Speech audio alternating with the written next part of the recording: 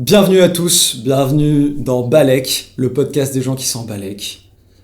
Installez-vous confortablement, on est là pour passer un bon moment ensemble, on est là pour kiffer, continuer ce que vous êtes en train de faire, conduisez, jouez aux jeux vidéo, essayez de faire du ménage, voilà, vous pouvez vous détendre en écoutant notre podcast. On est ici pour passer un bon moment et je suis accompagné de mon ami de toujours, Blaise. Yo yo yo.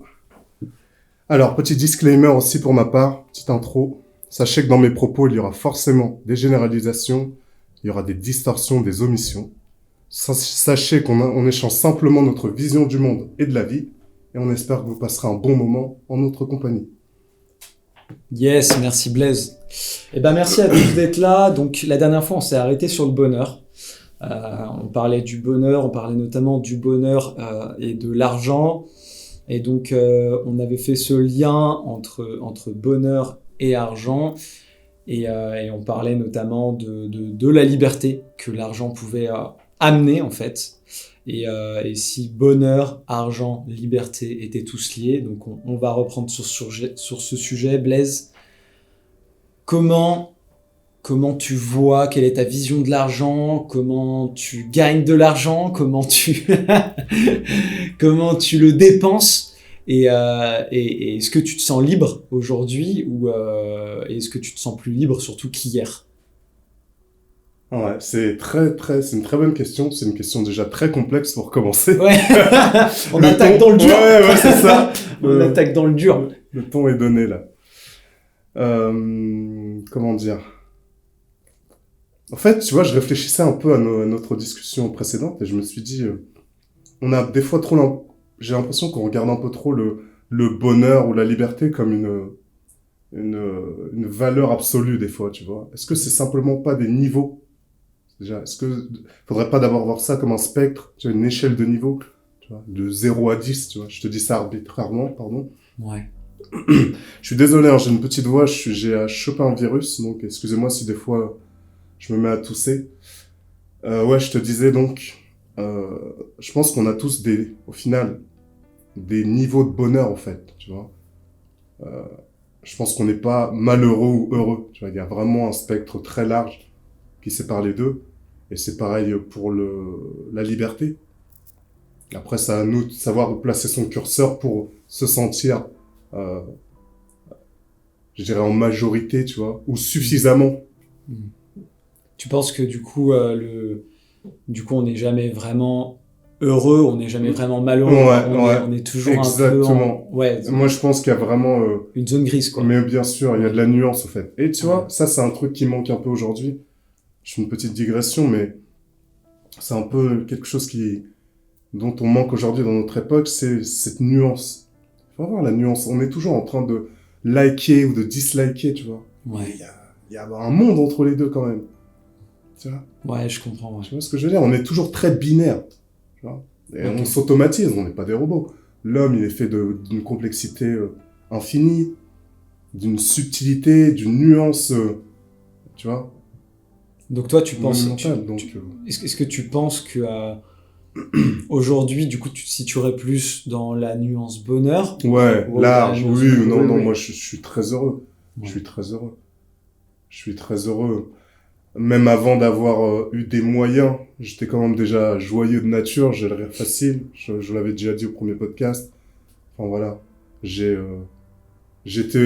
suis extrêmement heureux avec ma femme, mais j'étais déjà heureux quand elle était pas là, tu vois.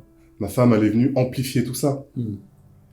Et encore une petite parenthèse, on pourrait croire des fois, les gens disent « Ah, je suis pas heureux parce que j'ai pas mon compagnon. J'ai pas ma compagne ou mon compagnon. » Au final, je pense pas que je pense pas que le bonheur, il soit dans les mains de quelqu'un d'autre, tu vois. Les gens, ils viennent amplifier les choses, tout simplement. Ouais, tu penses que le syndrome du prince charmant, que beaucoup de nanas c'est ça. Qui va te libérer, non, les gens, ils amplifient. Ça reste mon avis, tu vois. Ça reste ma compréhension actuelle des choses. Mais je suis un peu persuadé de ça. Après, voilà. Non, mais moi, franchement, je suis d'accord avec toi. C'est vrai que que le bonheur c'est pas un bouton on-off quoi. C'est exactement ça. Je suis heureux, je suis pas heureux. Ouais. Quel niveau de bonheur Ouais. Aujourd'hui, il faut savoir aussi se satisfaire de son niveau de bonheur et se dire, bah écoute, le but, bah j'ai un niveau de bonheur sur une échelle de 0 à 10.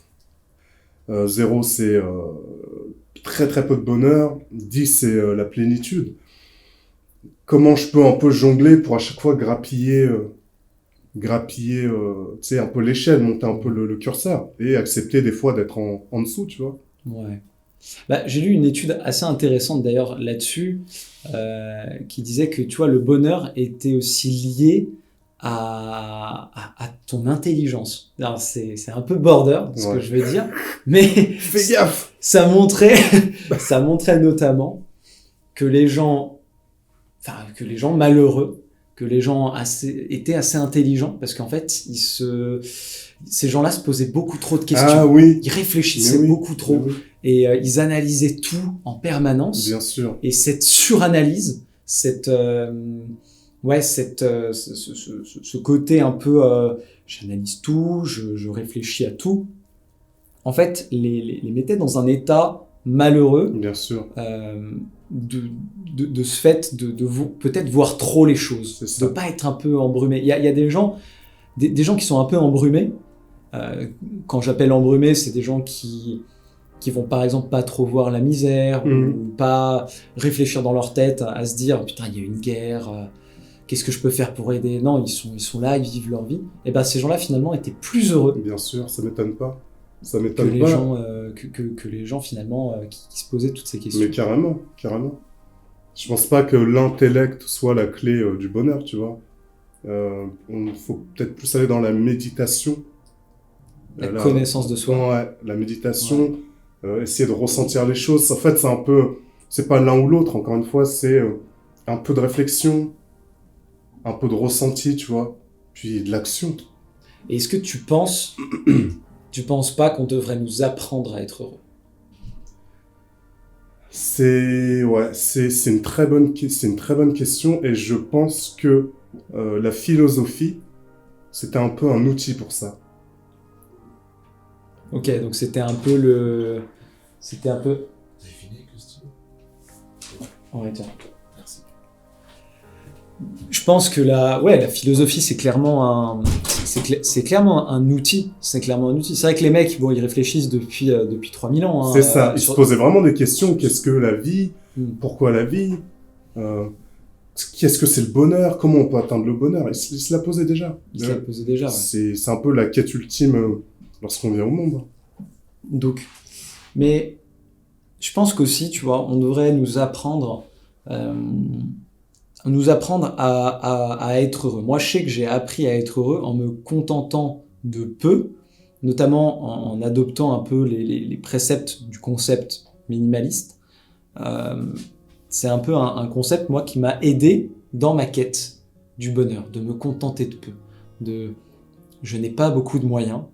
Je vais apprendre, du coup, à être heureux avec ce peu de moyens. Quand j'ai été 1 an au RSA, avant ça, je n'avais pas j'avais pas ou très peu de revenus parce que j'essayais de monter mon entreprise.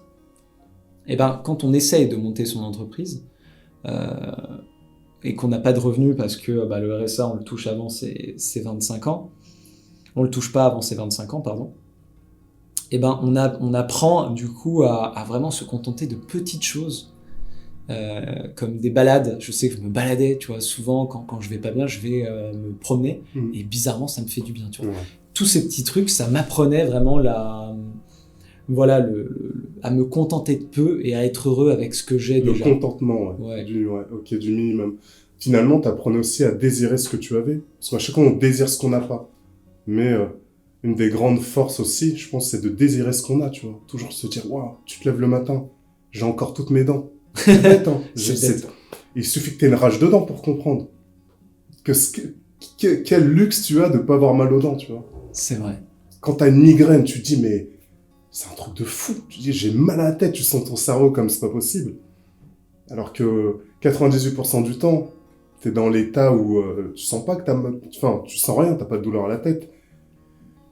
Mais t'en éprouves pas de plaisir, t'en éprouves pas de la reconnaissance ou de la gratitude, tu vois. Et ouais, c'est vraiment désirer ce qu'on a, tu vois. J'ai la santé, écoute, j'ai mes 2 jambes, j'ai pas de problème cardiaque, j'ai pas de problème de dégénérescence cognitive, Ouais, tu vois. voilà, ouais. Je me dis, ouais, faut toujours faire comment on appelle ça, l'inventaire de tout ce qu'on a, tu vois. Au lieu de toujours regarder, waouh, j'ai pas ça, purée. Waouh, mes copines, elles ont été à Dubaï, waouh, mes potes, ils sont partis à Cancun. Mec. C'est vrai que c'est quand même plus, je pense que c'est quand même plus simple de travailler sur ses désirs et d'accéder au bonheur que de combler ses oui. désirs, de travailler à combler ses désirs. Ouais, Je pense que c'est plus simple. ouais, C'est carrément plus simple Mais parce que carrément. c'est un travail d'introspection. c'est ça. C'est un travail d'introspection. Du coup, tout à l'heure, je te demandais, c'est quand même, je pense qu'on fera une partie sur l'argent, mais toi, du coup, comment tu gagnes ta vie et qu'est-ce que et quel travail tu fais? Est-ce que ce travail te rend heureux, du coup? Moi, je suis coach sportif, donc j'ai la chance de travailler auprès des gens directement et de les aider, de les accompagner au mieux à atteindre leur objectif. Donc ça peut être objectif esthétique ou objectif de santé. Et c'est cool au fait, parce qu'au final, le corps, ça reste quand même le seul endroit que tu pourras jamais quitter. Tu peux avoir l'argent que tu veux, tu peux bouger où tu veux dans le monde. Si t'es pas à l'aise dans ton corps, c'est chaud, tu vois. Ça commence par là. Le corps et l'esprit sont étroitement liés. Donc quand tu prends soin d'un corps, forcément l'esprit aussi il est impacté. Le sport, ça reste qu'un moyen au final. Ça reste un moyen de redonner confiance à la personne, en elle, en ses capacités, de lui montrer ses qualités de résilience, toutes ses ressources internes aussi, de courage, tu vois, de discipline aussi, de routine à mettre en œuvre. Et au final, tout ça, ça devient transférable dans tous les autres secteurs de la vie, tu vois. Au final, moi, je suis pas là pour forcément forger des corps, mais forger des caractères, tu vois. En tout cas, j'y participe. Okay. Je leur explique souvent ça, tu vois. Moi, je suis là pour forger ton état d'esprit, ton mindset. Parce que si on arrive à faire de toi une espèce d'Apollon ou une Vénus grecque, et que tu sois toujours aussi fragile à l'intérieur, on est passé à côté de quelque chose. Le but, c'est d'aligner le corps et l'esprit, tu vois. Donc, en fait, en soi, ton taf, c'est de rendre un peu les gens plus heureux. Ouais, au final, ouais, bah ouais. Et c'est pour ça que moi, ça me rend heureux. Au final, et c'est ça. C'est ça, et moi, j'ai toujours su, de toute façon, que... en tout cas, de façon empirique, vraiment, j'ai toujours su que c'est en étant utile aux autres qu'on est heureux, tu vois. Je dis pas qu'il faut toujours être au service d'autrui tout le temps. C'est encore une question d'équilibre. Mais quand tu apportes... quand tu fais du bien à quelqu'un, ça te fait du bien à toi. L'altruisme, c'est le degré le plus noble de l'égoïsme, un peu. Tu vois? Moi, je le vois comme ça, en tout cas. Ça me fait beaucoup penser à la religion juive. Ouais. Il y a un précepte de don. Il y a vraiment ce côté où je donne. Ouais. Et il y avait des strates dans le don, tu vois. Et en fait, je crois qu'il y avait... Alors, je me trompe peut-être, mais dans la religion juive, il y a 7 strates de don. D'accord. Quand tu donnes quelque chose à quelqu'un. Et donc, il y a le don un peu cheapos, comme on pourrait dire, un peu bas d'esprit, qui est le don où tu te montres et tu montres que tu as donné. D'accord. Ostentatoire. Ostentatoire. C'est par exemple les mecs sur YouTube qui se filment en train de donner de l'argent ou de donner des repas à des clodos. Ouais. Donc ça, c'est un des pires dons. C'est un don quand même, mais c'est un des pires dons. Et donc, plus tu montes, donc plus tu donnes sans en même temps recevoir. Donc par exemple, il y a ce don-là. Après, il y a le don où, par exemple, tu vas filmer, mais on te voit pas à la caméra. On ne voit pas que c'est vraiment toi. Il y a le don où personne ne sait que c'est toi. Donc tu donnes tout seul, tu l'as dit à personne. Ouais. Tu vas pas dire, tu donnes par exemple 50 € à un SDF et tu rentres voir ta femme et lui dire « Chérie, j'ai donné 50 € à un SDF. Aujourd'hui, je suis vraiment quelqu'un de valeureux. » Ouais. Au-dessus de ça, du coup, tu as le don où tu rentres, tu ne dis rien, tu gardes ça pour toi. Et il y a le don où le SDF ne sait même pas que c'est toi qui as donné. Donc tu n'as même pas la reconnaissance de la personne à qui tu as donné. Donc si tu vas donner à un SDF, mais lui-même, il va même pas te dire merci parce qu'il ne sait pas que c'est toi qui lui as donné. Et au sommet de tout ça, le don ultime, c'est d'intégrer la personne dans ton business. Et donc, c'est de lui permettre de vivre. D'être autonome, et d'être digne, de vivre dignement. C'est extraordinaire. Et de l'intégrer, par exemple, dans le truc que j'avais. Donc, dans ce livre que j'avais lu sur le don à l'autre, il y avait notamment la notion d'entreprise. Donc, quand tu crées une entreprise, tu as la possibilité, du coup, de donner du travail. Ouais. Et donc, le don ultime, c'est de donner un travail à cette personne qui va lui permettre de s'émanciper. Et j'avais trouvé ça magnifique dans la religion juive, cette hiérarchie un peu du don, où les dons ne sont pas égaux. Et je pense que quand tu as atteint le don maximal, qui est d'avoir une entreprise, d'avoir du pouvoir, de l'argent, et de pouvoir aider des gens à trouver un travail et à se rendre plus digne, entre guillemets, et à s'émanciper, je pense que ça te rend profondément heureux. Je pense que là, tu atteins un niveau de bonheur qui doit être extraordinaire parce que personnellement, tu changes la vie de quelqu'un. Ouais. Tu la changes de A à Z. Et ça, je pense que c'est extraordinaire.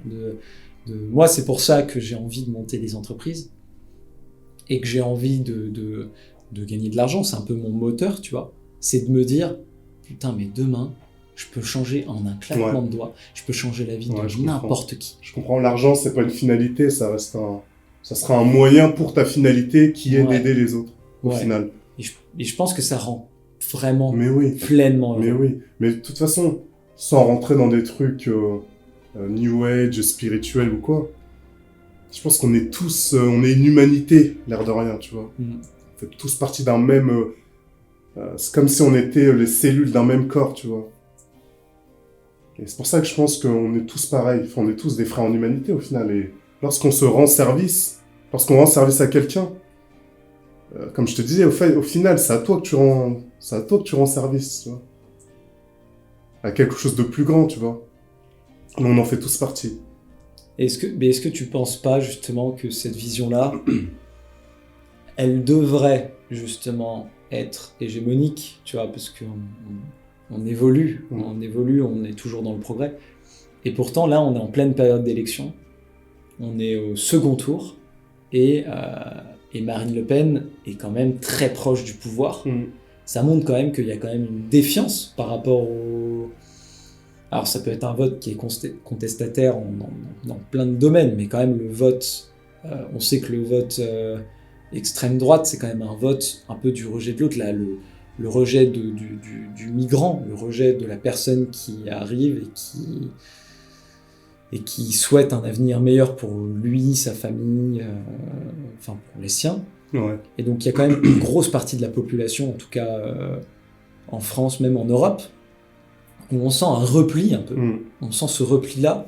Donc est-ce que tu penses pas qu'il y a quand même il y a quand même des personnes qui justement pensent que pour être heureux, ils doivent se replier sur eux-mêmes, et ils doivent prendre soin des leurs et rejeter les autres.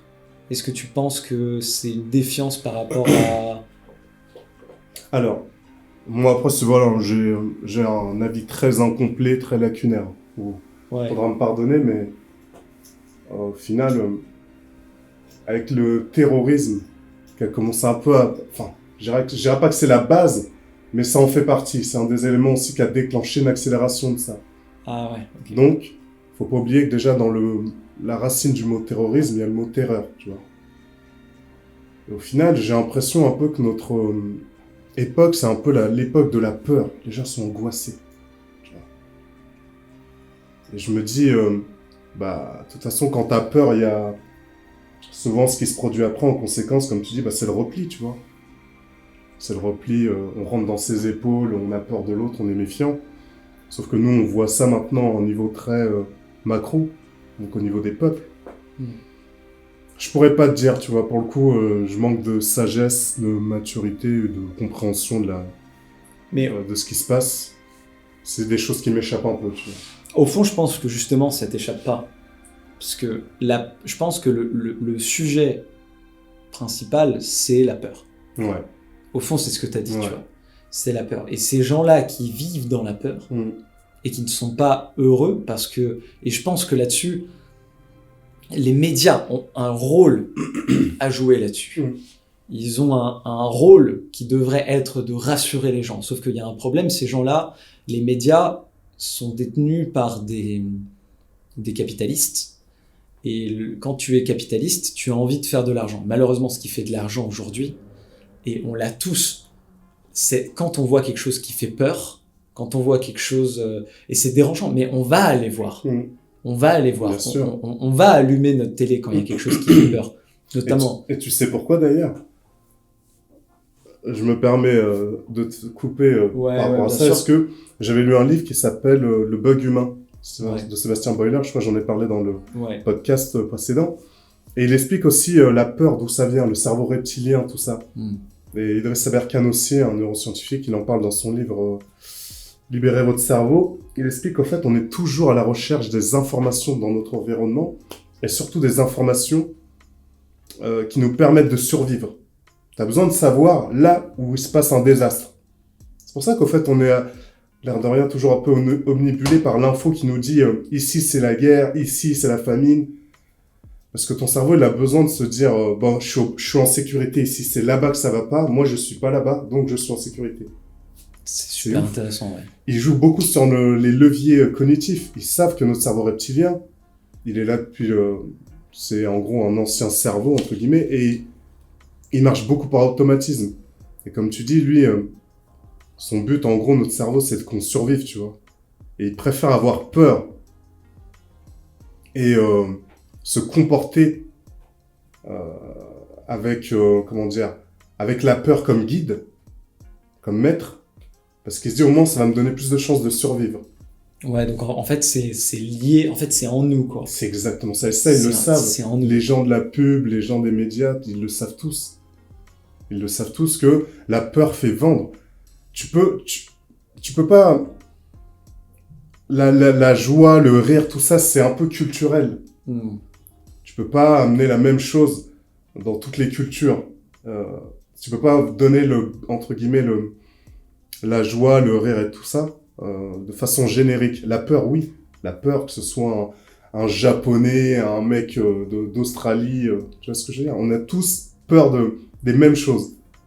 Peur de souffrir, peur de la mort, peur de la violence un peu, peur de perdre ses biens.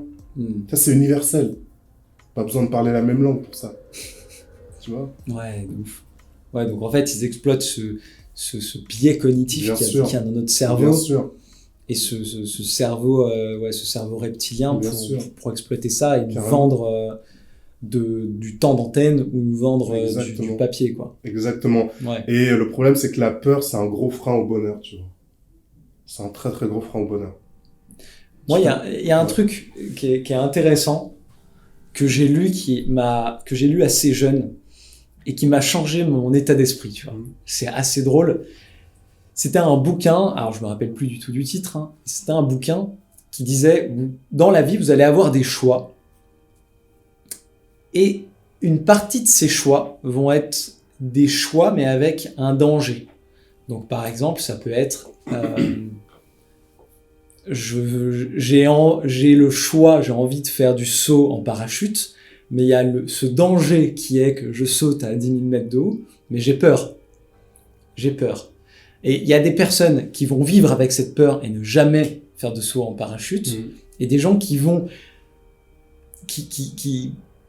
dépasser ça, qui vont dépasser cette peur et qui vont vivre une vie, bien sûr aussi avec la peur, parce qu'on ne peut pas l'enlever, mais qui vont réussir à vivre en harmonie avec elle et se dire « Putain, là j'ai peur, j'ai ce mécanisme dans ma tête qui me dit de ne pas le faire, il faut que j'arrive à hacker un peu, à hacker mon cerveau pour le faire. » Et il y a beaucoup de situations, moi je sais que je suis parti vivre 1 an à l'étranger, en Australie, avec seulement un billet d'avion et 3 jours dans un hôtel, et puis après j'étais en roue libre, comme on pourrait dire.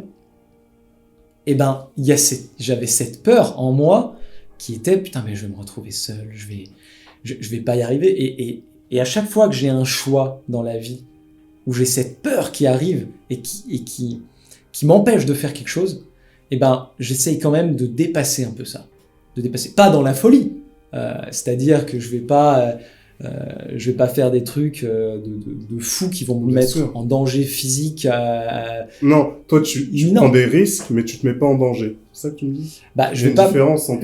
je vais pas prendre des risques non plus fous. Je vais être raisonné comme dans tout ce qu'il faut, tu vois. Bah, prendre des risques fous, c'est se mettre en danger, de toute façon. Ouais, voilà. Donc, Je pense.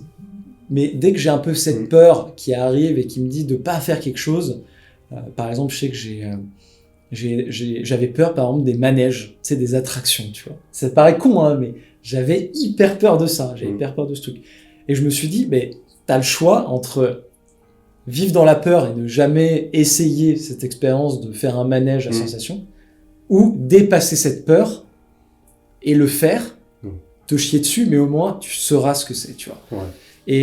Et en fait, la vision que j'ai, c'est de me dire, quelle est la vision de moi que j'aime le plus? Est-ce que c'est la vision du Maxime qui n'a pas fait cette attraction parce qu'il avait peur, ou c'est le Maxime qui a dépassé cette peur et qui l'a fait? Ouais, bien. Et je pense qu'il faut qu'on arrive à dépasser ça, tu vois. Ouais. Et je pense ce serait intéressant qu'on nous apprenne vraiment le plus souvent possible, mais avec des petits exercices, à dépasser Mais oui. cette De peur. façon progressive, De comme façon tu dis. de façon progressive, Ouais. pas directement C'est ça. envoyer de la sauce. Ouais, t'as peur des serpents, je te mets un cobra sur le cou. Tu vois. Voilà, ouais. Non, c'est vraiment... Ouais. Bah, viens, on va le voir, il est dans un bocal. ok. Voilà. Exactement. Il y a les progressifs, quoi. Ouais. Puis après, tout doucement, peut-être que... Tu le touches avec un bâton de loin. Voilà. Tu vois. Exactement. Il y a les progressifs. Ouais. Et je trouve que c'est important, je pense, de pas vivre dans la peur. Et je pense qu'aujourd'hui, il y a beaucoup de gens qui vivent dans la peur et qui sont pas heureux. Et bah, regarde ce que ça amène en plus de ça, si on peut en parler un peu avec le spectre physiologique. La peur, physiologiquement, ça se traduit un peu par du stress aussi, au final. Peur, angoisse, stress, tu vois. C'est un peu, ça fait un peu partie de la même chose, c'est interdépendant. Et au final, ça crée donc une sécrétion de cortisol qui est continue. Donc les gens, ils ont peur, ils se lèvent le matin avec le réveil, ils ont peur d'arriver en retard, ils ont peur de la journée parce que peut-être qu'il va y avoir une pression du patron, peut-être que l'usine va fermer, peut-être je sais pas quoi, les collègues qui sont un peu casse-pieds.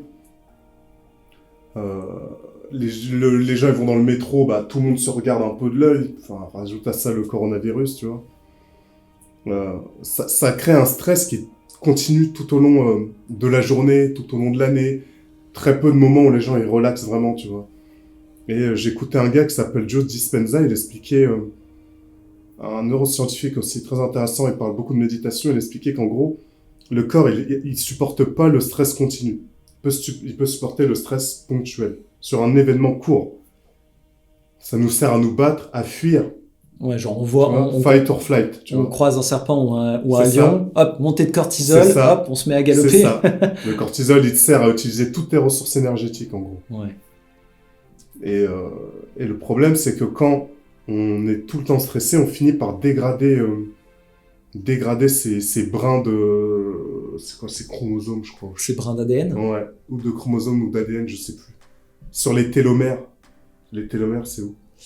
Je crois que ça doit être sur l'ADN, ça. Ouais. Ça doit être sur l'ADN. Mais je suis pas sûr. Faudra Vérifier. faudra- Les auditeurs, vous vérifierez, voilà. Petit devoir maison. À rendre pour la prochaine fois. Mais ouais. Et en gros, il disait que ça te fait vieillir plus tôt. Ah ouais. Mais oui, ça te fait vieillir plus tôt. Ça dégrade... comment dire, ta santé cardiovasculaire et tout. C'est un cercle vicieux de ouf, tu vois. Et au final, bah, quand t'as moins la santé, tu peux pas vraiment travailler sur ton bonheur, tu vois. C'est évident. Hein. C'est pour ça que je te disais tout à l'heure, le bonheur, pour moi, c'est un peu un mélange de réflexion, un peu d'introspection, méditation. Dans ça, j'inclus un peu la spiritualité et surtout de l'action. T'es obligé de bouger. T'es obligé de bouger. Et moi, il y a un truc qui m'a fait... Enfin, il y a quelque chose que tu as dit qui m'a fait tilt. C'est tu m'as dit, les gens dans le métro, ils ont peur, etc. Est-ce que j'ai l'impression quand même qu'en ville, je sais pas, je me trompe peut-être, mais est-ce que les gens ont pas plus peur des fois, ou est-ce ils n'ont pas plus peur du temps? J'ai l'impression que les gens en ville sont très pressés. Alors à Lyon, moins qu'à Paris, Ouais. mais à Paris, j'ai Ouais. l'impression de ressentir Bien sûr. cette pression du Ouais. temps Oui, oui. qu'il n'y a pas du tout, par Ouais. exemple, à la campagne. Il y a ça nulle part. Il n'y a que ça en ville. Il y a, ouais. Cette pression du temps monstrueuse, là, on est compressé, on va toujours vite. Et même nous, même si on n'est pas quelqu'un de rapide, eh ben, on se presse quand même. Ouais. Comment tu pourrais expliquer ça, toi? Bah, Ou ton avis sur ça, en tout cas? mon avis, en tout cas, c'est qu'on est tous des moutons, tu vois. Et c'est un peu comme quand il y a un mec qui court, tu sais, tu sais pas pourquoi tu vas te mettre à courir, tu vois. Par exemple, s'il y a une foule qui se met à courir, Le conformisme. Hein. ouais, Je le parle de conformisme. Ouais. Et je pense qu'il y a beaucoup de gens, en tout cas, qui se conforment à cette peur du temps, cette peur d'être en retard, cette peur... Ouais, puis tu vois. puis on a toujours, tu te souviens, on a toujours un peu peur d'être en dehors du groupe. Oui. Si le groupe il file à fond dans une direction, il faut être solide mentalement pour se dire, bah non, j'y vais pas, tu vois. Pourquoi ils vont dans cette direction? Ça me fait penser à l'expérience sociale où, en pleine rue de New York, sur un trottoir, il y a un bonhomme, il regarde un genre de building, il regarde là-haut, et tu vois tout le monde passe. Tu vois, il y a une caméra qui filme la réaction des gens, et les gens ils regardent pas ce qui se passe là-haut. Donc le mec il reste la tête levée comme ça, ok. Ils font la session, 10-15 minutes, personne ne s'arrête, les gens ils continuent leur vie. Et au bout de, je crois c'est 4 ou 5 qui sont juste plantés en train de regarder là-haut, dans le building, c'est trop marrant. Et bah là, il y a des mecs qui commencent à s'arrêter et ils se mettent à regarder aussi là-haut, tu vois. C'est vrai. C'est ouf. Ah, mais C'est ouf. C'est l'effet de groupe. C'est le. Ouais. On est comme ça, les humains. C'est le groupe fait quelque chose. T'es obligé de le faire un peu inconsciemment. Ah, mais il y a une vidéo qui a pleuré de rire. C'est une vieille vidéo, une vieille expérience qui est très très drôle, qui parle notamment voilà, du conformisme. Et donc ils prennent c'est des scientifiques qui mettent des gens dans un ascenseur. Donc il y a que des acteurs. Et ils demandent aux acteurs, et donc il y a un mec random qui arrive dans l'ascenseur, et il demande à tous les acteurs, tournez-vous tous à droite. Et donc tous les gens se tournent à droite.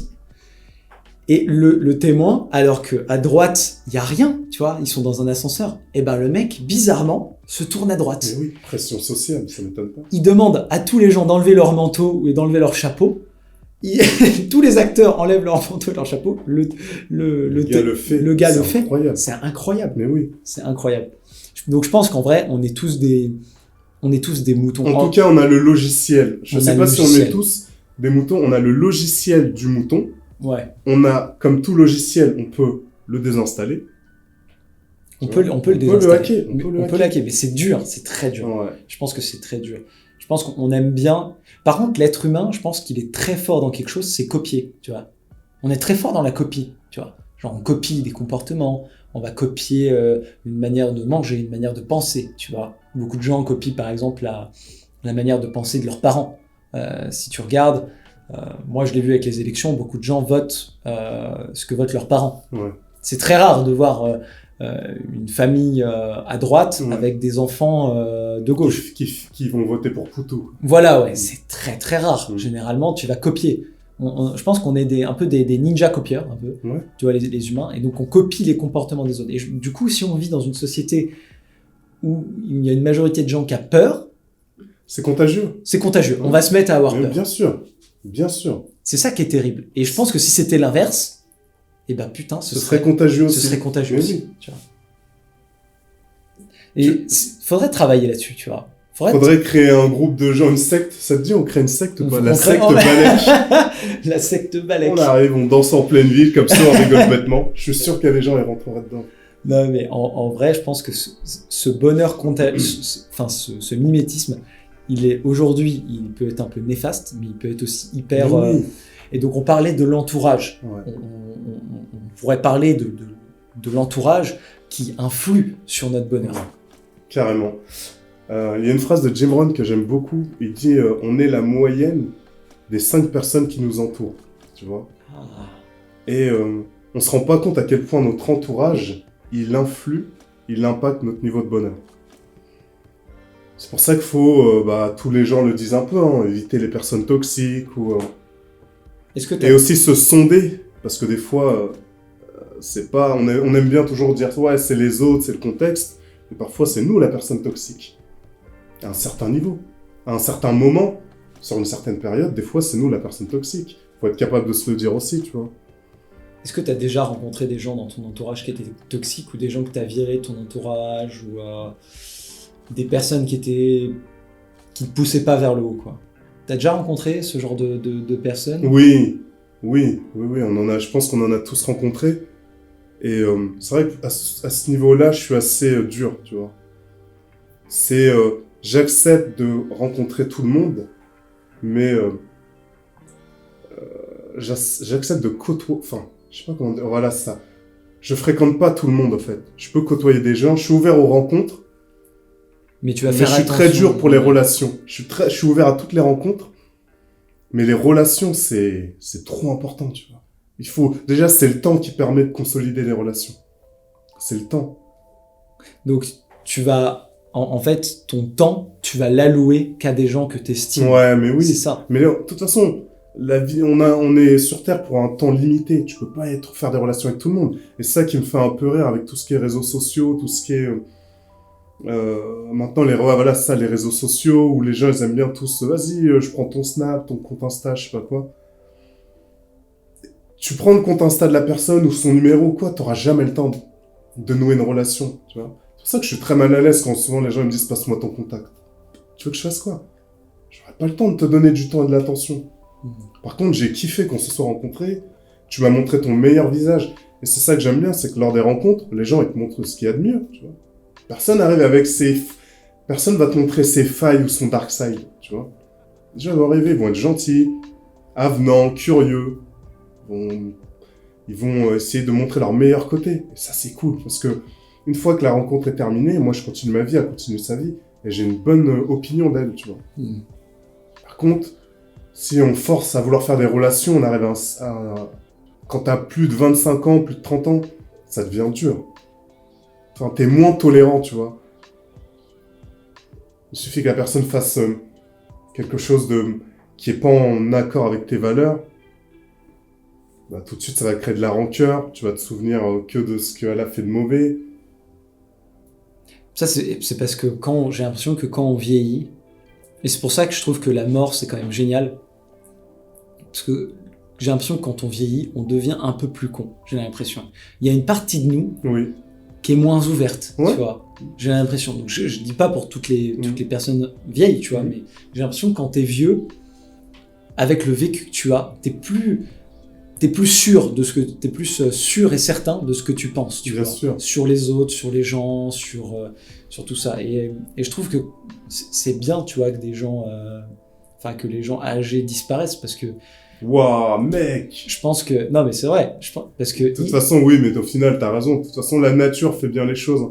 Parce que il faut renouveler à chaque fois. Je pense qu'il faut renouveler. Et je pense que moi, tu vois, dans 100 ans... Enfin, je vais mourir avant, mais... Si t'arrives à tenir 100 ans encore... Bon, si je tiens jusqu'à... Donc, on va dire jusqu'à... Si je vis encore 60 années, dans 60 années, mes idées, elles seront plus en accord avec le monde qui aura dans 60 ans. Mais oui. Et je pense que je serai limite peut-être un poids. Ouais, tu seras nul. Ou une nuisance peut-être, tu vois, parce que il y a des gens, par exemple, j'avais bien aimé l'exemple, tu avais parlé d'Idriss Aberkan, il parlait des grands conquérants. Par exemple, il parlait de Gengis Khan, ou des gens qui vraiment tuaient beaucoup de monde, tu vois, et tuaient énormément de gens. Ces gens-là, s'ils avaient vécu très vieux et qu'ils n'étaient pas morts, ils auraient pu asseoir en fait leurs idées et leurs idéaux et leur pouvoir sur les jeunes générations. Bien sûr. Encore et encore et encore. Et je trouve que le renouvellement, en fait, je pense que c'est un truc de la nature qui fait que on arrive à survivre, parce que les jeunes générations peut-être s'adaptent plus rapidement. Exactement, c'est une histoire d'adaptation, je pense aussi. Au monde en fait dans lequel ils vivent. C'est pour ça que les technologies, notamment les nouvelles technologies, sont adoptées plus rapidement et plus facilement par la jeune génération. Et même nous, à notre âge, si tu regardes, on a un peu plus de la vingtaine. TikTok, pour nous, ça nous est étranger, tu vois. Alors qu'on n'est pas si vieux que ça. Non. Mais pourtant, cette technologie-là, on l'a pas adoptée. Et ça, je pense que c'est intrinsèque au fait qu'on est un peu plus âgé, tu vois. C'est ça, on vieillit, puis après, tu sais, on devient un peu moins malléable psychologiquement, on devient moins ouvert. Après, voilà, c'est les choses, c'est normal, tu vois. On n'est pas fait pour vivre avoir un état d'esprit de jeune, d'adolescent aussi. C'est le monde, il faut de la diversité, il faut des gens plus fermes, des gens plus malléables, des gens plus ouverts, moins ouverts, c'est le jeu. Je pense que c'est le jeu, ouais. Et j'ai peur, moi, en tout cas, de vieillir et... N'aie pas peur, mec. Qu'est-ce qu'on a dit avant? Et non, mais tu vois, c'est une de mes peurs, c'est de me dire, putain, ça se trouve, un jour, je vais vraiment être un vieux con, tu vois. Genre, je vais vraiment être un gars qui est arrêté sur ses idées. Et je suis sûr que ça va arriver, tu vois. Il y a un moment où t'as tellement de vécu, t'as tellement étudié aussi, tu vois, que finalement, t'arrives plus à capter le monde qui t'entoure. Et les innovations, les nouvelles façons de penser, tu vois. C'est pour ça que, par exemple, je trouve que la cause... Enfin, moi, si j'avais été gay, je pense que t'es gay aujourd'hui, c'est beaucoup plus facile que d'être gay dans les années 50, oui. Tu vois. T'imagines, dans les années 50, c'était hyper mal vu, et encore avant, tu vois. Donc, il y a des mentalités qui évoluent, et je trouve qu'il y a des choses qui vont vraiment dans le bon sens. Tu vois. Carrément. Par rapport surtout... par rapport aux femmes, tu vois, c'est bien ce qui s'est passé. Ah bah oui. Des choses qui nous semblaient... Tu vois, quand j'étais plus jeune, j'avais regardé, comme tout le monde, hein, la saga American Pie. Tu vois. Ouais. C'est un truc de fou. Comment ils font passer les femmes pour des objets sexuels, mais c'est... J'arrive même pas... Je peux même pas regarder aujourd'hui. Je me dis, Et je me dis, à quel moment j'ai accepté et je rigolais sur ça. Ah, moi, j'ai adoré. Alors que c'est terrible. J'ai adoré ça. Alors que c'est d'une stupidité abyssale. C'est profondément stupide. C'est moralement zéro, c'est nul. C'est de la Mais après, c'est bullshit. Après, c'est une œuvre. Ouais, mais bon. Faut le voir comme une œuvre. Oui, c'est une œuvre, mais qui est aussi très... c'est un peu le témoignage de l'époque aussi, hein, tu vois. Ça marque une empreinte de la pensée de l'époque. Ouais, c'était n'importe quoi. Il s'est passé quoi, que 15 ans depuis? Ah, c'est ça, 15. Non, c'est vrai que je pense qu'il y a 20 ans. Il y a beaucoup d'avantages, je pense, à être une meuf aujourd'hui que, rien que il y a un truc qui est vraiment surprenant, mais je crois que c'était dans les années 70 ou 80, les femmes n'avaient pas le droit d'avoir de compte bancaire. Ouais. Je trouve ça ouf, quand même. Je trouve ça ouf. Donc, ouais, je pense que c'est mieux. Il y a des choses vraiment qui évoluent dans le bon sens, quoi, tu vois. Ouais, carrément. Parce que, il y a des trucs qui sont durs. Après, notre société, elle est quand même faite pour et par les hommes, tu vois. Donc, nous, en tant qu'hommes, en tant qu'homme et hétéro, je pense que nous, ça change pas grand-chose, tu vois. Mais c'est vrai que t'es une meuf ou t'es quelqu'un d'homosexuel, ouais, vaut mieux vivre maintenant que vivre il y a 50 ou 60 balais, quoi. Ou même pour les gens qui sont aux États-Unis dans les années 60, il y avait encore de la ségrégation de fou. Enfin, ça existe encore. Ça existe encore. Donc je pense qu'il y a vraiment... Non, il y a eu de l'amélioration. De toute façon, toutes ces... ça reste un idéal et un objectif, hein. L'égalité, la liberté pour tout le monde, vivre dignement. On avance. On avance en faisant des erreurs, c'est comme ça, on avance par essai-erreur. C'est le jeu, faut pas être trop dur avec les gens. Les Greta, tout ça, les gens, ils essaient de faire changer les choses. Personne n'a la science infuse. Comme je disais un peu au début, tout le monde va distordre un peu la réalité par rapport à son spectre subjectif, personnel, va omettre des choses, tu vois.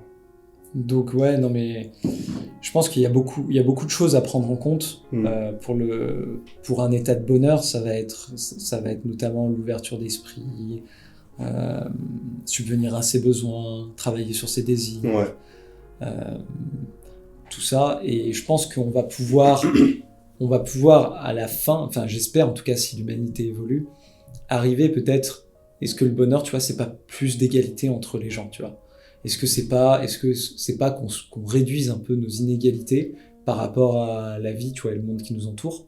Est-ce que ça nous rendrait pas heureux? Parce que j'ai l'impression que les pays où les inégalités se creusent, tu vois, où t'as des gens très riches et des gens très pauvres, où t'as, par exemple, comme l'Afrique du Sud, où t'avais des Noirs qui étaient complètement qui pouvaient rien faire, quoi. Qui ne pouvaient pas accéder à certains, même à des chiottes. Enfin, c'était complètement fou, quoi. Est-ce que l'inégalité, en fait, moi j'ai l'impression que les inégalités, elles seront toujours là, tu vois. On pourra pas les gommer, mais est-ce que les réduire, ça augmente pas le bonheur pour tous, tu vois? Oui, ça semble évident. D'autant plus que je pense aussi surtout qu'il faudrait... ça me gêne pas, moi, qu'il y ait des mecs milliardaires. Ce qui me gêne, c'est qu'il y a des mecs qui mangent pas à leur faim, des mecs qui ont pas de toilette, des mecs qui ont pas de toit aussi. C'est ça qui est gênant. Qu'il y ait des milliardaires, on s'en fiche. Par contre, il faut que derrière, en bas de la pyramide, il y ait des gens, ils aient le minimum syndical. Tout le monde doit avoir accès à l'hygiène, de l'eau potable, tu vois. Sa petite terre pour se cultiver, sa dignité. C'est ça le truc. Et est-ce que tu penses pas que ces gens, ces milliardaires comme... en France, on a quand même Bernard Arnault, Xavier Niel, François Pinault, notamment agissent dans leur intérêt propre et contre l'intérêt commun. C'est-à-dire que... après, c'est un peu... Enfin, je dis pas que c'est ça le capitalisme, mais en tout cas, le capitalisme exacerbé ou corrompu, c'est un peu ça. Parce qu'à la base, le capitalisme, si j'ai bien compris, c'est les intérêts propres de chacun, ça sert quand même à tout le monde au final. C'est ça. Tout le monde, tu vois. Et ils ont oublié un peu la deuxième partie. Mais est-ce que, je pense qu'il faudrait arriver à limiter, en fait, ce niveau de richesse. Je pense qu'arriver à 1 milliard, c'est bon. Le reste, ça redistribue. C'est vrai qu'1 milliard, c'est déjà énorme. À aucun moment, c'est énorme. À titre de comparaison, pour que les gens ils se rendent compte à quel point 1 milliard, c'est inimaginable pour l'esprit humain. Si 1 million de secondes, 1 million de secondes, c'est 15 jours, ou 11 jours, je sais plus.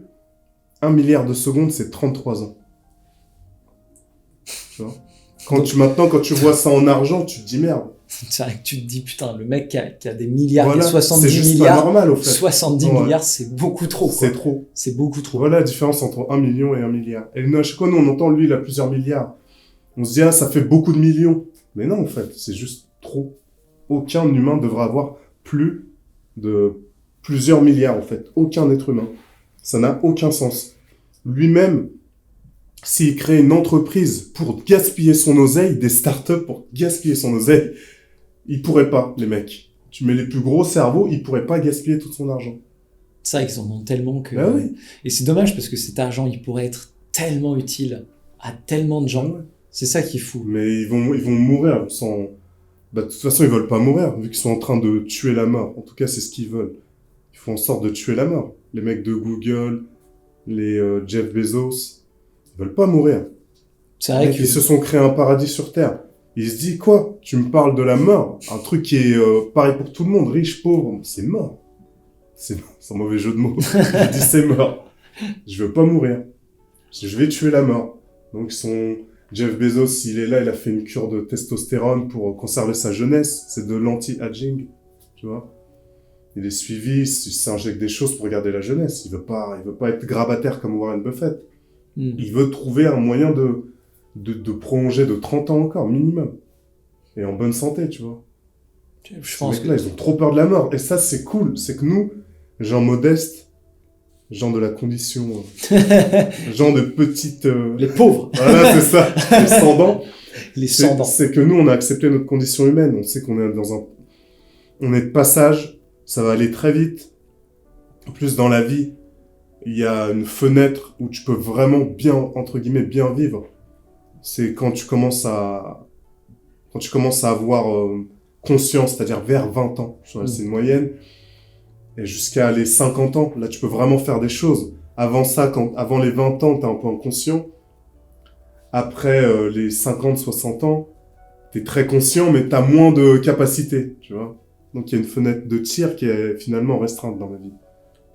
Donc, il faut se bouger le cul. De ouf. Il faut passer à l'action. Mais oui. Pour être heureux, il va falloir... Il va falloir mettre les actions en place. Il va falloir mettre des actions en place. Est-ce que ce serait pas ça le dernier point un peu de... Si on pouvait résumer un peu notre podcast, est-ce que le passage à l'action, c'est pas ce qui peut nous rendre plus heureux? Que ce soit à l'action, de l'action dans nos relations, de l'action dans notre travail ou Ouais. de l'action dans notre méditation ou dans notre, par exemple, rapport à notre propre corps. C'est ça. C'est ça, exactement. C'est dans tous les secteurs de sa vie, mettre des petites actions, mais répétées tout le temps. Un peu souvent, c'est le meilleur moyen de réussir. Un peu tout le temps. Un peu tout le temps. Faire Je fais un peu de sport tout le temps, Ouais. tu vois. Je mets... je mange un peu de légumes tout le temps, tu vois. Ouais. Je lis un peu tout le temps. Non, je lis un peu, ouais, c'est ça, tous les jours, tu vois. Toujours. Mais c'est l'effet cumulé, au fait. C'est simplement ça. Essayez ça pendant 1 an, vous verrez. C'est vrai que si jamais, je pense si une personne nous écoute aujourd'hui, moi j'ai fait un truc qui était assez intéressant. J'ai arrêté de le faire. C'est un peu con, mais à l'époque, j'avais un peu du mal à lire des livres compliqués et je me disais, vas-y, je vais lire 5 pages, pas plus, par jour. Ouais. Et chaque jour, je lisais 5 pages. Bah, en 1 an, j'avais réussi à lire 2 bouquins, tu vois. Ouais. Qui étaient- Ça commence comme ça, bien sûr. et franchement, juste 5 pages. Et je pense que le sport, on peut faire pareil. Mais Commencer par faire 10 pompes C'est ça. par jour. 10 pompes. Tu fais 10 quoi? pompes. Tous les matins, tu dis, je fais 10 pompes, 10 abdos. C'est que dalle. C'est que dalle. 10 squats. Allez. Hop. Voilà. Et tu répètes ça. Et après, tu changeras parce qu'après, ça va plus créer d'adaptation. Mais au moins, ça te permettra de faire bouger tes articulations dans des amplitudes intéressantes. Est-ce avant la fin, est-ce qu'on peut parler un peu d'une petite chose dont j'aurais voulu te parler? C'est la sérotonine et la dopamine. Bien sûr. C'est je réfléchissais à ça aussi. J'ai l'impression que dans notre société, on a un peu confondu le plaisir et le bonheur. Tu vois. Ouais. C'est-à-dire qu'en gros, on essaye de s'acheter toujours des plaisirs en C'est pensant ça. que ça va nous rendre heureux. C'est ça. On Ouais. essaie de se faire plaisir pensant que c'est ça le bonheur. Tu vois. Et justement, il y a un scientifique, un neuroendocrinologue américain qui s'appelle Robert Lustig. Il a écrit un bouquin, je sais plus de quoi il parlait du sucre aussi. Et il expliquait qu'en gros, le plaisir, c'est quelque chose d'éphémère, de matériel, d'impulsif et de solitaire, tu vois. Et le plaisir poussé à l'extrême, ça mène vers les addictions. Et le plaisir, l'hormone du plaisir, c'est la dopamine un peu. Et la dopamine, le problème, c'est que ces neurotransmetteurs-là, ils ont tendance comment te dire, à tuer un peu tes neurones, il dit, tu vois. Ils finissent par user tes neurones, tu vois. Si on en Ça a trop. t'excite, en gros, ça te crée un niveau d'excitation, mais comme tout organisme, quand on excite trop, ça t'insensibilise à la fin. Et pour ressentir ensuite le même niveau d'excitation, il faut rajouter une dose, tu vois. Et il disait, au fait, il faut vraiment essayer d'aller vers le bonheur qui, lui, est plus spirituel. C'est lié aux autres, c'est lié aux interactions sociales, aux actions que tu fais pour les gens, pour toi. D'essayer d'être dans le ressentir, d'être content d'être là, entre guillemets, de se dire, bah, je suis à la bonne place, tu vois. Je suis à la bonne place et je suis là au bon moment. Et j'ai ma place dans ce monde et j'ai mon rôle aussi dans ce monde. Tu vois. Et il dit aussi que, par contre, ce qui est impressionnant, c'est qu'il dit que la quête de plaisir, elle entrave littéralement la quête du bonheur. Le plaisir, c'est pas une escale vers le bonheur, tu vois. Si tu vas vers le plaisir, c'est que t'es à la direction opposée du bonheur. Ouais, tu fais un pas en arrière. Exactement, c'est ouf, hein. C'est ouf. Et j'avais vraiment kiffé, je voulais le partager avec les auditeurs. Ouais, bien sûr. Et que le bonheur, c'est plus de la sérotonine. Et il faut savoir que la sérotonine, elle se sécrète, je crois, à plus de 90% dans la flore intestinale. Ah ouais, d'accord. Donc, autant dire que ce que tu manges, ça peut impacter ton niveau de bonheur aussi. Donc faut pas manger trop de merde, quoi. Ah voilà. C'est ouf. Parce que c'est vrai que la merde, ça fait plaisir. Donc en fait, quand tu vas manger un bon tacos, Exactement ça. tu t'éloignes en fait. Ouais. Mais moi je trouve que c'est quand même aussi nécessaire. Il Mais faut oui. des fois se faire plaisir. C'est ce qu'on disait tout à Ouais, l'heure. faut être nuancé, faut être dans la nuance, Il y a voilà. bien un mot que les gens, il faut qu'ils retiennent, c'est soyez nuancés, soyez équilibrés. Faut être dans l'équilibre, ouais, C'est tout à ça. Il faut être modéré, et y compris dans la modération. Faut quand même pas être trop modéré, tu vois. fait. Ouais. Moi, il y a un truc quand même que j'aimerais souligner aussi pour parler du bonheur et de la nuance. Quelque chose qui me rend vraiment heureux, c'est bizarrement, et on s'en est rendu compte pendant le Covid, c'est quand même les amis, la famille, tout ce qui est relations humaines en fait. J'ai l'impression que nos relations humaines impactent énormément sur notre bonheur. Et un truc tout con, mais parler avec toi, savoir que je vais parler avec toi tous les mardis, me rend pleine, enfin me procure de la joie. C'est-à-dire que je me dis, réciproque. Ça me touche, mec, putain. Je me dis, putain, mais yes, je vais voir cette personne-là que j'apprécie. Je vais discuter. On va passer un moment. Je sais que je vais passer un bon moment. Après, on va aller jouer au foot. Pareil, ça mange pas de pain, un ballon, 2 cages, ça coûte rien. Mais juste être avec ces gens-là procure un bonheur incroyable. Et je pense que les relations, les relations humaines, elles ont un impact énorme sur notre bonheur. Et je pense que on se dit toujours, putain, mais comment ils faisaient avant, quand ils n'avaient pas de téléphone, quand ils n'avaient pas de jeux vidéo et tout. Bah, ils se parlaient, les mecs. Simplement, mon pote. Oui, ils se parlaient, les gens. C'est ouf. On a oublié ça. On a oublié ça. C'est vrai que les relations, ça fait trop du bien. C'est ouf. Bah, franchement, c'est une super perche que tu me tends. Je vais te parler d'une expérience sociale. Elle est extraordinaire. Les mecs et les nanas aussi, je vous encourage à aller vous renseigner sur cette expérience qui a été faite à Harvard. Ça a été l'expérience sociale la plus longue. Devine, elle a duré combien de temps? 30 ans? Plus. Bien plus. 60? 75 ans, mon ami. 75 ans. Ils ont suivi 724 hommes, issus de tous les milieux sociaux. Des riches, des pauvres. Ils les ont séparés. Donc, les riches d'un côté, les pauvres d'un côté. Ils les ont suivis année après année. Donc, ils allaient les questionner. Comment s'est passée cette année au niveau de ton travail, de ta santé, de ta famille, de tes relations, de l'argent et de tes relations amoureuses. Tous les ans, ils demandaient, jusqu'à que les gens, ils les ont pris jeunes. Ils les ont pris jeunes et jusqu'à la fin de leur vie, au fait. Au crépuscule de leur vie. Ils leur ont demandé, en gros, après vous avoir autant sondé, questionné, maintenant vous avez un recul, vous avez une vision de la vie, maintenant que vous êtes proche de la mort. Qu'est-ce qui est le plus important pour vous, là? Sachant qu'il a parlé à des riches et des pauvres, tu vois. Il y en a même un qui était devenu président des États-Unis. Ah ouais? Ouais, c'est vraiment parmi les riches, hein, tu te doutes bien. Ouais. Et à la fin, ils ont tous répondu, les 2 groupes, à l'unanimité. Ce qui m'a rendu le plus heureux, c'est d'avoir entretenu de bonnes relations. C'est pas un truc de malade. C'est un truc de fou. C'est ce que t'as dit juste avant. Et là, je corrobore avec une expérience sociale. Ils ont dû mettre 75 ans pour trouver ça. Toi, tu l'as trouvé en 5 minutes, ma poule. Mais c'est exactement ça. Ils ont dit, c'est d'avoir des bonnes relations sociales. Et c'est ça qui a fait que, globalement, j'ai été heureux dans ma vie. D'être bien avec ma femme. De pas trahir mes potes. D'essayer toujours de rendre service.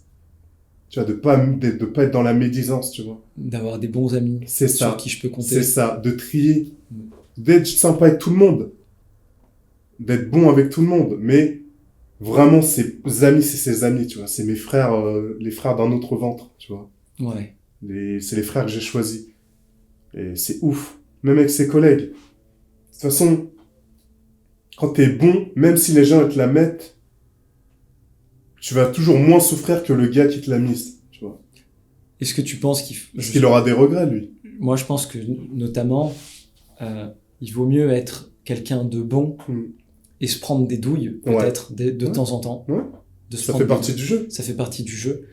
Que d'être tout le temps mauvais, tout le temps médisant et tout le temps avoir peur de l'autre. Bah, bien sûr. Et de, justement, ne jamais se prendre de douilles, mais ne jamais avoir de kiff aussi. Parce que je pense que t'as beaucoup plus de kiff et t'as beaucoup plus de bonheur en étant sympa, en étant gentil et en étant peut-être un peu, des fois peut-être un peu naïf, tu vois, mais en se mangeant des douilles.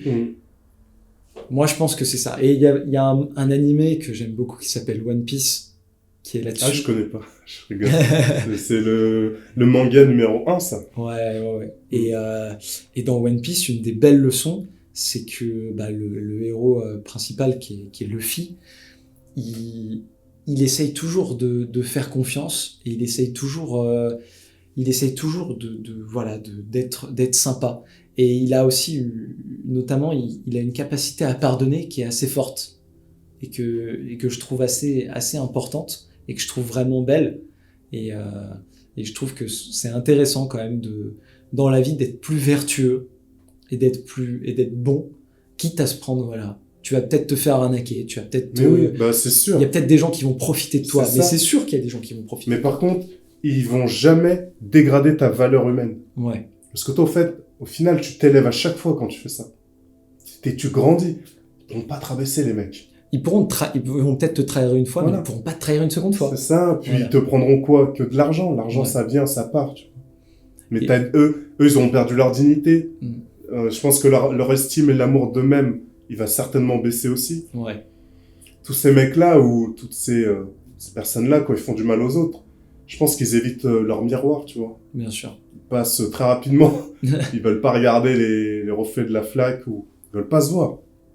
Et donc, ils sont dans le déni. Ils sont pas heureux, ils sont mal à l'aise dans leur corps, tu vois. Tu sais que t'as fait du mal à autrui. Regarde la bonne boucle que ça fait. On disait quand tu fais du bien à autrui, ça te fait du bien. Mais quand tu Ouais. fais du mal à autrui, je pense que tu te sens mal à l'aise, tu vois. C'est l'urticaire un peu, tu te grattes, t'es pas bien dans ta peau, tu vois. Ça doit être terrible, non, ça doit être terrible. Et je pense que quand tu es vertueux, l'avantage, c'est que les gens autour de toi, tu vas plus rapidement pouvoir faire le tri. Ouais. Parce que vu que tu es bon, ils vont peut-être plus rapidement profiter de toi. Ouais, bien vu. Et du coup, tu vas pouvoir avoir des gens, bah, tu sais que cette personne t'a trahi. Bah, du coup, c'est bon, t'as plus besoin de... Exactement. Et donc tu vas pouvoir avoir que des gens vraiment qui t'aiment et qui t'apprécient Ouais. et te créer un vrai cercle d'amis Mm. avec lequel tu vas pouvoir être heureux, quoi. Carrément. Voilà, je pense que... De toute façon, que tu sois mauvais ou bon, sur ton chemin, tu rencontreras des personnes bonnes et des personnes mauvaises. Voilà, ouais. C'est ça le jeu de la vie. Et ce qui est cool, c'est qu'il n'y a pas de fatalité. Tu peux être mauvais un jour lundi et être bon jeudi, tu vois. Mm. Et le but, c'est d'essayer d'être bon plus de fois que tu as été mauvais. Voilà, on peut pas que être bon. De toute façon. Non, On a on forcément- peut pas, mais il faut essayer d'être le plus possible. En tout cas, si c'est ton éthique, ta morale, si c'est ton éducation, tu vois. Moi, c'est la mienne. J'ai eu la chance d'être entouré de personnes de très grande qualité humaine et morale. Donc, encore une fois, c'est ce que tu as dit tout à l'heure, hein, je reviens sur ce que tu as dit.